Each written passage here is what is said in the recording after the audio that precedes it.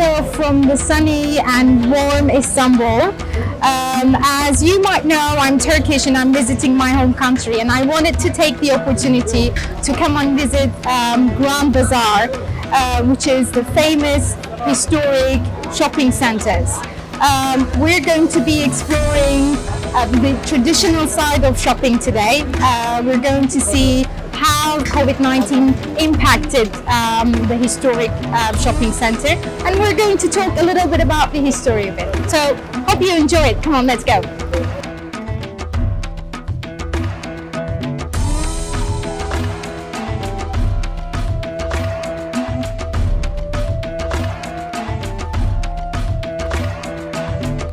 So, I think the important thing about Grand Bazaar is it's considered to be the oldest shopping mall in the history, which is really fascinating. When was it built? It was built it started to be built in 1461 as the Sultan at the time, Fatih Sultan Mehmet, after he conquered Constantinople, which is today Istanbul, he ordered to build this bazaar to create revenue for Hagia Sophia. And that's how it was started to formulate, and slowly it became really big. And later in the years, they covered the rooftop and it became a closed shopping center. And since then, it's the oldest covered shopping center in the history.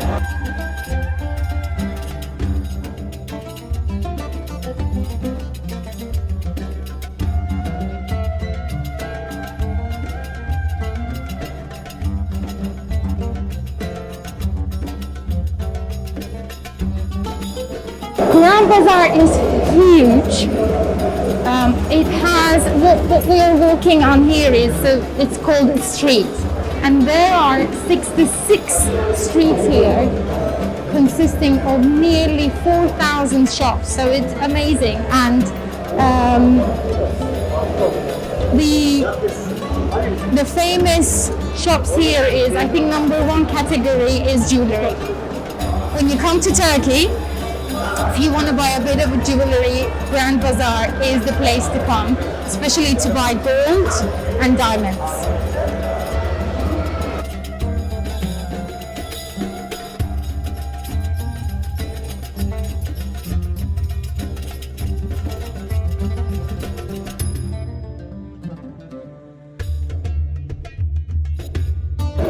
It's not really crowded at the moment. Grand Bazaar is one of the most popular places in the world in terms of attracting tourists. And normally, nearly 500,000 people visit here every day. But after the pandemic, unfortunately, the number of tourists arriving in Istanbul is now really low. Therefore, what you see today is really nothing. Normally, it's packed here with loads of tourists from all over the world. The other thing I really like about Grand Bazaar is the owners of these shops usually run their businesses for years. So it's a family business that comes from their grandparents. And there's a sense of community also here. That it's kind of like everyone knows everyone type shopping mall, and as you will see, the owners of the shops are usually friends with their neighbors. They do, sit down and have a Turkish tea together when they're not busy. And for example, when we were walking around a few minutes ago, there was an announcement made telling that one of the traders who has been serving here for years sadly passed away. You know what I mean? But when they make announcements like that, it just reminds you that there's a big really community here. It's not just a dry shopping mall.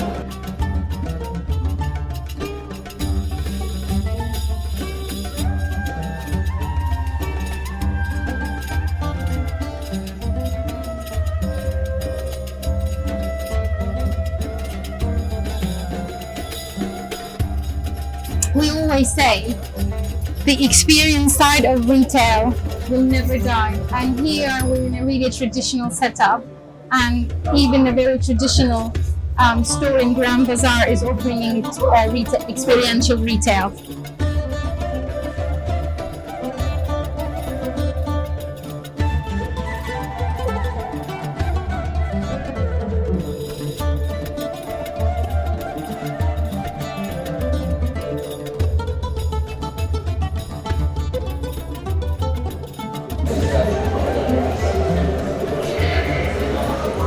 As we said, there are 66 streets here and nearly 4,000 stores. Back in the time, in the original times, each section of the Grand Bazaar used to be dedicated to a certain category.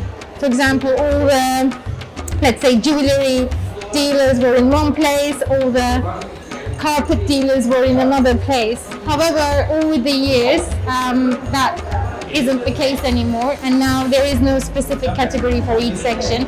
It's mixed.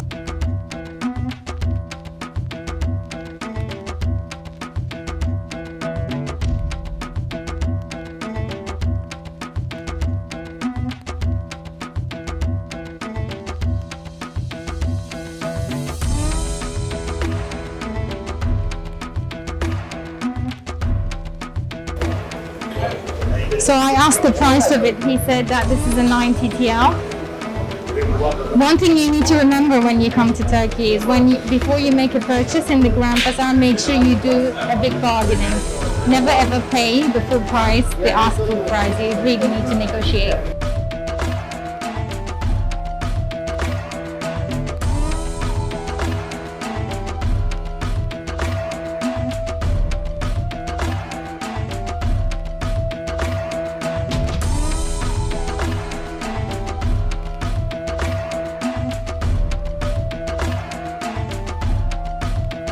So as you see, there are coronavirus signs added to here as well. There's a sign here explaining what is coronavirus, what you need to do to protect yourself, how it gets contagious, and what are the signs of it.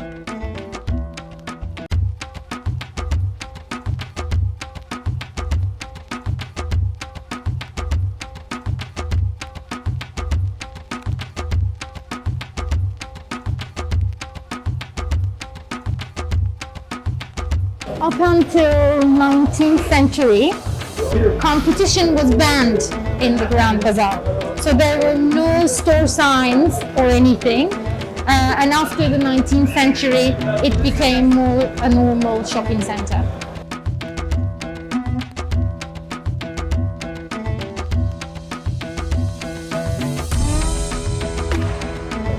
It's time to give a break with a delicious Turkish coffee. Really nice.